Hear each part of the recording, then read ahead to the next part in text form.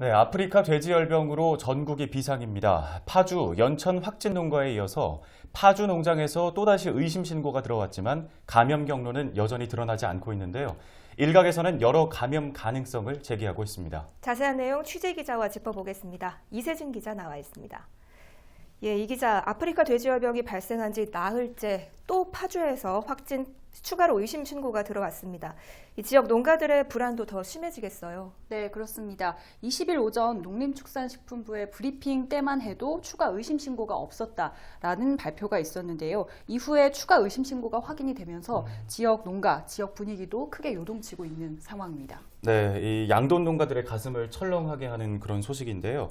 우리 지역인 김포의 경우에는 파주와 인접한 지역이고 또 중점 관리 지역으로 지정이 됐잖아요. 네. 김포 상황은 어떻습니까? 다행히 김포의 경우에는 아직까지 의심 신고는 들어온 것은 없는 것으로 확인이 되고 있습니다. 예. 다만 처음 아프리카 돼지열병이 발생한 파주와 연천을 비롯해 김포와 동두천, 포천과 철원 이렇게 6개 인접 시군은 현재 중점 관리 지역으로 지정이 돼 있습니다.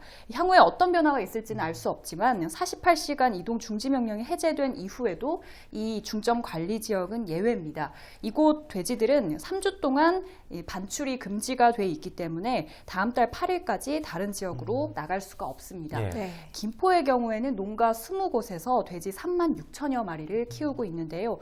김포시는 18일부터 모든 농가 입구에 통제 초소를 세웠고요. 그리고 질병을 치료하는 수의사 외에 관계자들의 농가 출입을 엄격하게 통제하고 있습니다. 네, 이렇게 농가들의 불안감이 큰 상황인데 아직까지 감염 경로는 오리무중입니다.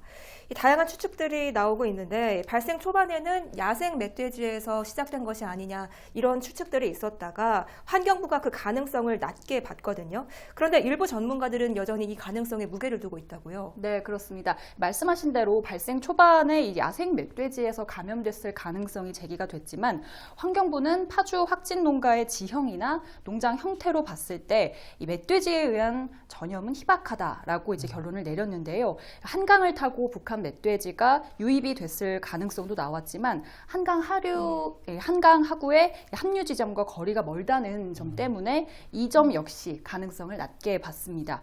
하지만 일부 전문가들은 여전히 야생 멧돼지에 의한 그 감염 가능성을 높게 보고 있는데요. 야생 멧돼지가 농장에 직접적으로 접근을 하지 않더라도 바이러스가 침투될 가능성이 있다는 겁니다. 네. 특히 발생 농가들의 역학관계가 뚜렷하게 지금 나타나지 않고 있기 때문에 발병 농가끼리 서로 전염이 됐을 가능성은 낮게 보고 다른 매개체, 그러니까 야생 멧돼지 같은 외부 매개체가 그 감염을 하게 했을 가능성을 높게 보고 있는 겁니다. 주선태 경상대학교 축산학과 교수의 이야기 한번 들어보시죠. 파주 농장의 경우에 이제 들판에 위치하여 있기 때문에 멧돼지가 접근이 어렵다. 그리고 또 출몰한 것을 본 적이 없다. 뭐 이런 이유를 들었는데 굳이 멧돼지가 이 농장까지 접근하지 않아도 이 북한에서 내려온 야생 멧돼지에 의해서 바이러스가 충분히 농장까지 침투해 들어갈 수 있습니다. 예를 들어서 만약에 농장 밖 10km 바깥에 있는 야생 멧돼지가 있다면은 이거를 매개체로 해서 곤충이나 쥐 등에 의해서 충분히 바이러스가 옮겨질 수 있기 때문입니다. 예전에 북한에서 이게 발생했었을 때 그 사례가 북중 지역에서 서식하는 멧돼지에 의해서 이렇게 감염이 됐거든요. 이런 것을 감안해 볼 때, 그리고 또 그동안에 우리 검역 당국이 공항과 항만을 통해서 이 바이러스가 유입되는 것을 철저히 감시해 왔다라는 이런 점을 감안해 볼 때, 이번에 이 휴전선 근처에서 발생한 이것도 야생 멧돼지에 의한 확률이 저는 그게 가장 확률이 높다 이렇게 생각됩니다. 네, 주 교수는 그러면서 이 멧돼지가 매개체의 경우에 아프리카 돼지열병이 토착 전염병이 될 수 있다면서 접경 지역 멧돼지에 대한 전량 포획이 필요하다고 주장을 하기도 했습니다. 네, 이 아프리카 돼지 열병의 추가적인 확산을 막기 위해서는 시민들의 협조도 중요한 시기인 것 같은데요. 어떤 주의할 점이 있을까요? 네, 돼지열병 바이러스가 생존력이 정말 강하다고 해요. 예. 실온에서는 1년 6개월, 그리고 냉장고 안에서도 6년 동안 살아있다고 하는데요. 배설물에서도 부패, 혈액에서도 며칠 또는 몇 주 동안 생존을 한다고 하니 감염 농가에서 반출된 돼지들에 대한 이 추적 조사도 중요한 상황입니다. 네.